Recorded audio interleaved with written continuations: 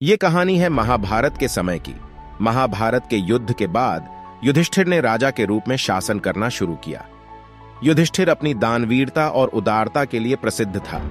जो कोई भी दान पाने की इच्छा से युधिष्ठिर के पास आता, वह कभी खाली हाथ नहीं लौटता। एक बार देर रात को एक भिखारी महल के दरवाजे पर आया और दान मांगने लगा। उस समय राजा युधिष्ठिर सो रहे थे। रानी द्रौपदी ने उन्हें जगाया, लेकिन युधिष्ठिर ने कहा, मैं बहुत थक गया हूं। भिखारी को सुबह तक इंतजार करने के लिए कहें। कल सुबह उठने के बाद मैं उसे उसके वजन के बराबर सोने के सिक्के दूंगा। द्रौपदी ने यह बात अर्जुन को बताई।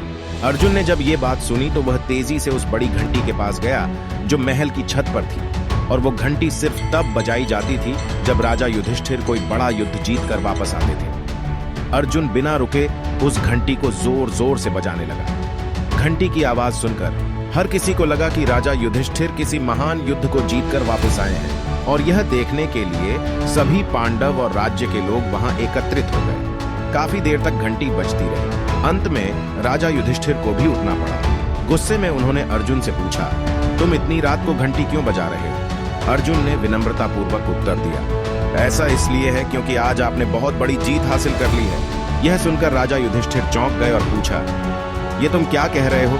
भला इतनी रात को मैंने कौन सा युद्ध जीत लिया है? अर्जुन ने उत्तर दिया, बड़े भाई, आज आपने समय को ही जीत लिया है। आपने महारानी से कहा कि भिखारी को दान कल सुबह मिलेगा। अब यह घोषणा तो कोई तभी कर सकता है जब वह समय के साथ जीत हासिल कर ले, और या फिर भिखारी से प्राप्त करने के लिए जीवित रहेगा।